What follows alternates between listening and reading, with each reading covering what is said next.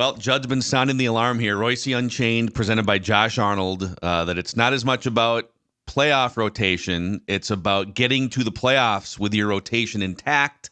That's why you make a trade at the deadline. And, well, last night is a good example why. Joe Ryan, or Yes. yesterday. They already were, down to having to bring in Louis Varland for Friday to pitch one of the two games. And now Joe Ryan, they didn't really try to sugarcoat it because wasn't. I think it was Rocco who said this isn't good, right? So he's going to be out for, I would guess, a month at least, maybe more. And yeah, I agree with Judd that was they were, they you look at St. Paul, they have nobody to bring up. There's nobody there pitching. They could start Randy Dobnak. Randy Dobnak will get a start here in the next time through the rotation. But you can't feel too sorry for them. Baltimore has 3 starters out for the season, and last night and 2 days ago, the 13 game winner, Rodriguez, is shut down now. And Cleveland has been, people, what's wrong with Cleveland? They lost their whole starting pitching staff. That's what's wrong with Cleveland. So, this is you're right. I mean, you got to now have 8 that you can use, and they were down to 4. So it's it's not good. It's not good. That's for sure. I don't know where you go. I really don't. Yeah, and the Dauber things haven't gone particularly well for him in his return to the major leagues. This new Dauber with the new changeup and the new sinker and the new high fastball and looks a lot like the old Dauber, doesn't it? Meet the new Dauber, same as the old Dauber, Pat. Yes. So, but he's, what? Look at the guys they got in St. Paul. There's nobody there, and that Caleb Boshley, who they called up, they released him and then put him back on the roster with nobody in St. Paul, and he's that's not big league stuff. So I don't they should have gotten Louis' older brother Gus, but then he signed with somebody signed him right quick. Somebody White Sox signed him. Oh, great organization. By the way, the Twins helped put the final nail in a manager's coffin too, I'd like to think. Yeah, Pedro. They apparently didn't want to have him get the embarrassment of getting fired during the losing streak. So then they won finally, and then they lost again last night and fired him. And unbelievable. It's incredible. But I don't know. What do you guys recommend? I recommend Ozzie Guillen for the White Sox. Oh, for the White Sox. Well, let's go down that path because, I mean, you bring up Trevor Bauer. I feel like if you say his name, I looked up his Mexican League stats. He's 10-0, and his ERA is like 2, and he pitches every 5 days, and he doesn't have any legal problems anymore. He won the case. I think he ended up getting a judgment against the woman, right? And there must be something in the MLB report that is even beyond what the trial indicated, don't you think? He's not a great guy. Well, he's a bad guy. Yeah. But he's not guilty. He's innocent. He's not guilty. Can that? I don't know how this probably is not the place to float him back there, but he's the only guy. I looked everywhere. He's the only guy you can go and get. Yeah, I feel like this is when it comes to Bauer, though, Pat, clear-cut collusion from Manfred on down. Like it feels like there's an agreement that he will not be signed. It's not just like a Twins thing; it's a baseball thing where they finally got him out of the league, and I think it's Manfred's goal to keep him out of the league. So with the trading deadline gone, is it now that it used to be that he had to be in your organization by September 1st to be eligible for the postseason? Is the only way to get guys now is waivers, right? Mm-hmm. Yep. Yeah. So I don't know what they do. I really don't. They who pitched it Friday? They got right? and then Louis Varland. But we don't necessarily know the order yet of that. Mm-hmm. Well, the other disturbing thing is Pablo. I mean, he was pretty good there for a few starts, but I don't know. He's not. Pablo's not as good as I thought he was. That's the bottom line there. I thought he was a more dominant pitcher than this. So Well, this is probably his worst season as a big leaguer, just in terms of like ERA and the runs he's given up. You'd have to go back. And now, basically, you got half of your established rotation are rookies who you didn't expect to be pitching for you this year. Simeon, Woods, Richardson, and now all of a sudden Festa can't be a bonus anymore. He's got to be a pitcher. So I don't know what they do. And the Guards have lost 5 consecutive games too, because they got swept by the Diamondbacks for 3 games, including the doubleheader yesterday. So you're in a prime position to make a move if you can do it. Kansas City's the best team in the division, easy, because they got starting pitching. They got the same guys have been pitching for them all year. I'd have to look up in the number of starts, but here's something for the future, though. Bobby Nightingale and I were talking about this. This move to remake starters who became relievers back into starters that's around baseball. Griffin Jackson, starter next year. Maybe. I mean, that's starter stuff right there. That's 6-inning stuff. But you can't do it. You can't do it. You can't do it Saturday. No, I mean, they wouldn't do it this year because I don't think that's how they operate. But you could ramp him up for September and October if you were committed to it. If there's no other way to get it, if Joe Ryan's out for the year and you have to get creative. Here's the thing, though. I mean, okay. This team, we've seen them play at their maximum now for a couple of months. There's a fighting chance. They're no better than 40-60 to make the playoffs right now. Maybe 50-50 to make the playoffs. I don't think Boston's better than they are. Kansas City's better than they are. I don't think they're like this. And without Correa and Buxton now, once again, he hits a wall. We got to give him. He could play, but we're not going to have him play. Well, if he can play, why doesn't he play?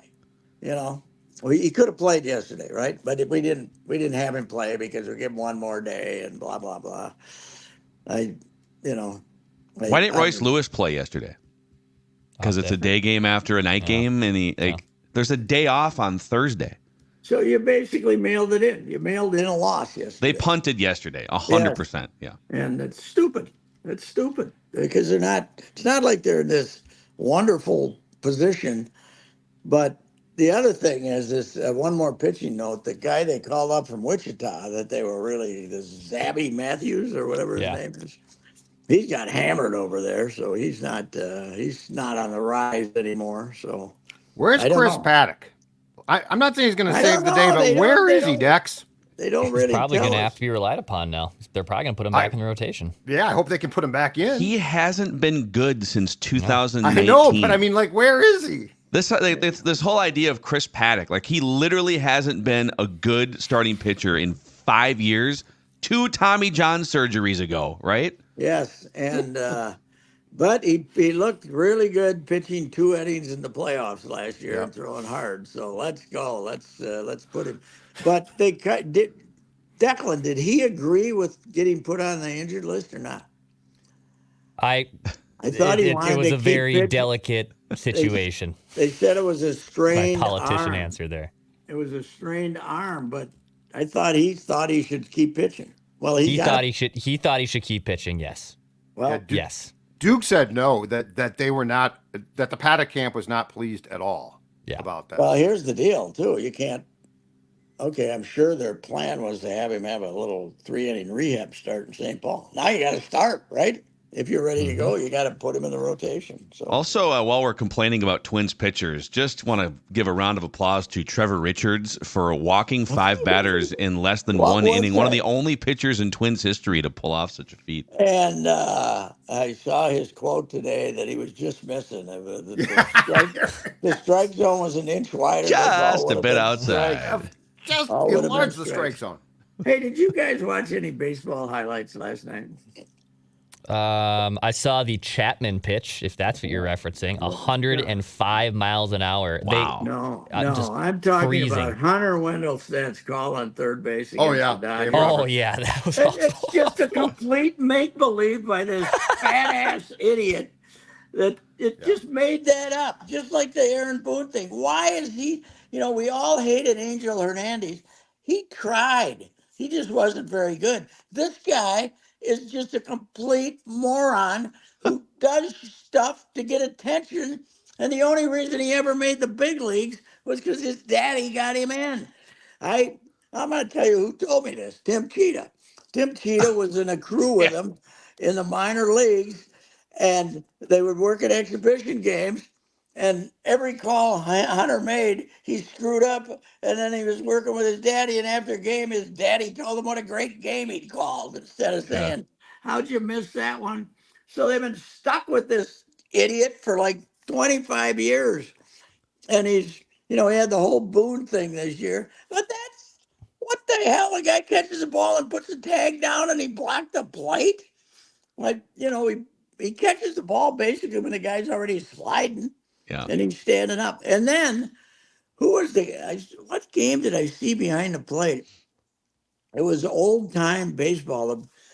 A white-haired veteran umpire. What was his name? I can't even remember. I watched this. I was watching it from around the room. This guy missed like 12 pitches.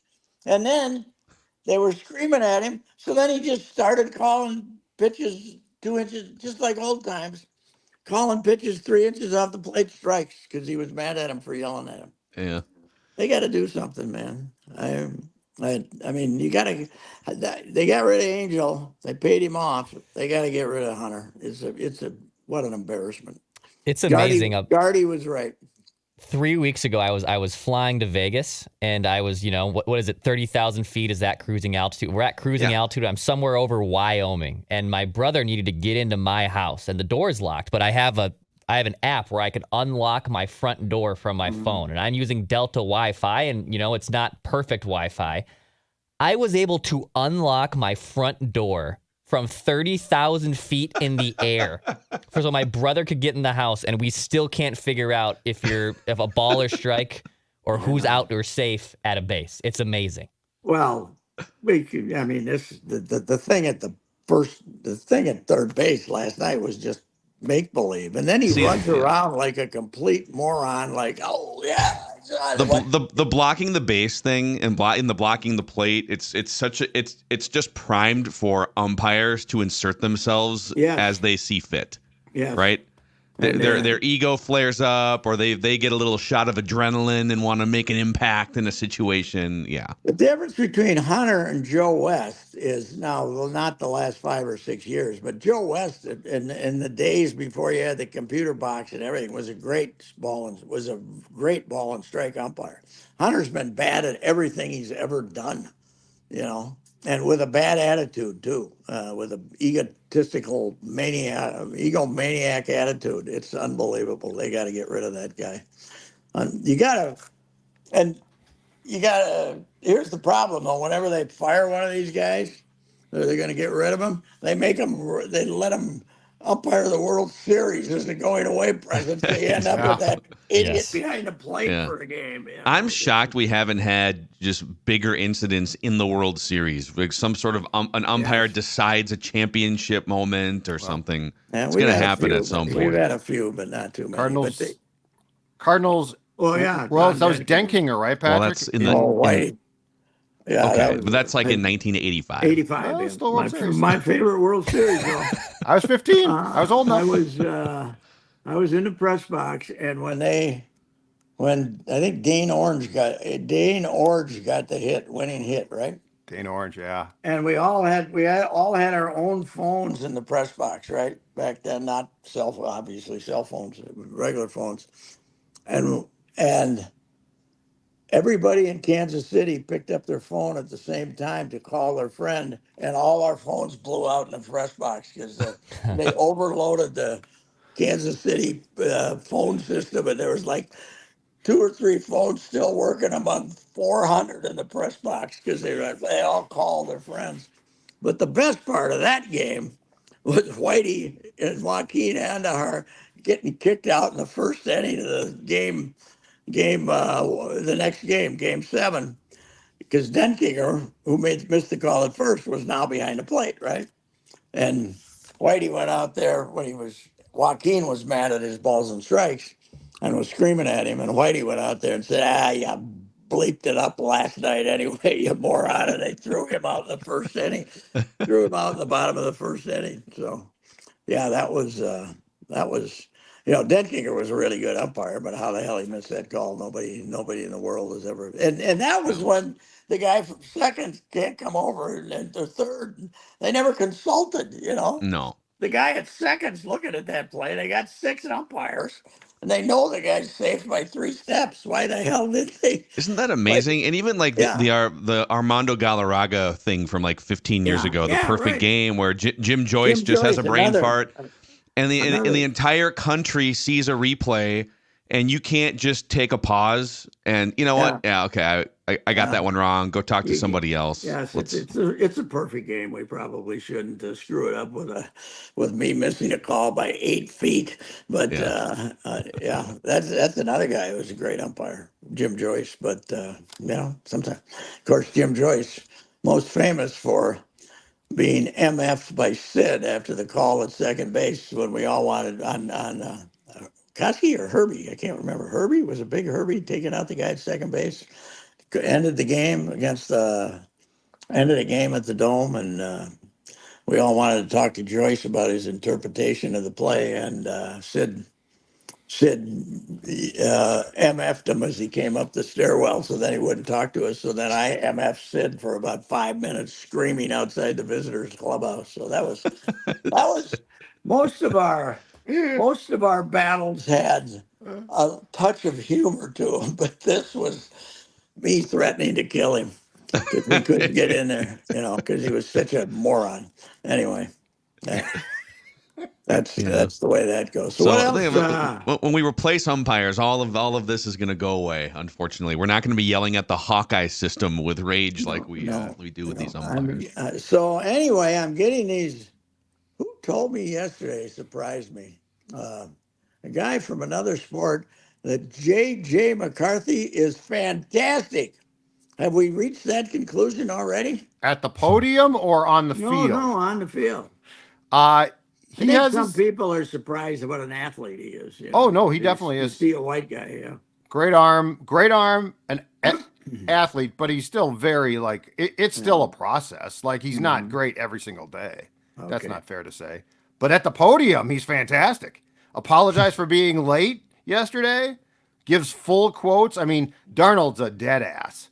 So he's got no personality. Well, Darnold might have been a live one before he ended up taking on the New York media for being a stiff with the Jets. That might have beat him up a little. The Post broke him. Yeah, the Post. I wonder if he had any. He must have had a few wonderful Post headlines, don't you think, in his day? Oh, God, are you kidding? The Jets? Let's see. I'm just going to Google Gangrene. Sam Darnold, New York. You got Gangrene, Big Blue, Bronx Bombers, Amazins for the Mets. Yeah. It's my favorite sports page. Oh, God. They're the only ones. They're right wing politically, and they twist it that way. But they're the last sports section in America that really tries. That they do everything. They still do everything like they used to. Like there's still 500,000 people reading them as they come in on the train. They do everything like they used to. I mean, spend money and do the whole deal. Losing heaps of money apparently, but Murdoch doesn't care. So, by the way, the New York Post was still covering Sam Darnold after he was traded to the Panthers. Oh, really? So here's a headline from 2021. Sam Darnold is starting to look like Sam Darnold again with the Carolina Panthers. That was fun while it lasted is the first sentence of this article. Yeah. But that's probably meaning that's in a negative light, right? Because of the way he played for the Jets, right? Correct. It was a full article mocking him after he had gone to the safe haven of Carolina. You're gone. You're cast aside. Oh man! Speaking of safe havens, Pat, what kind of car would make you feel safe these days out on the roads? I think getting one of those many SUV varieties available at the Jim Paul and Brett Paul Valley group of GM dealers in Apple Valley and Hastings. We got the smaller ones, the medium ones, the little bigger than medium ones, and the big. They got 4 different varieties of SUVs out there, all in stock. No chip problems anymore. Everything's great. You can get the big old Yukon if you want. You can get a whole hockey team in the back of that thing. And and the interest rates right now are really good. 0.9, 1.9 for certain vehicles, and also the lovely and wonderful factory rebates have returned. So that's good.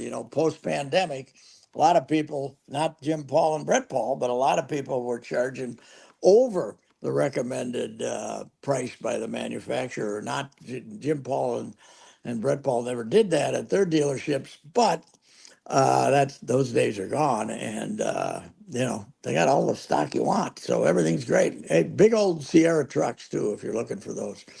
This is Ricey. I've been buying their products for a long time, and I can't recommend them highly enough. The Valley Group of GM dealers, Apple Valley and Hastings. Love it.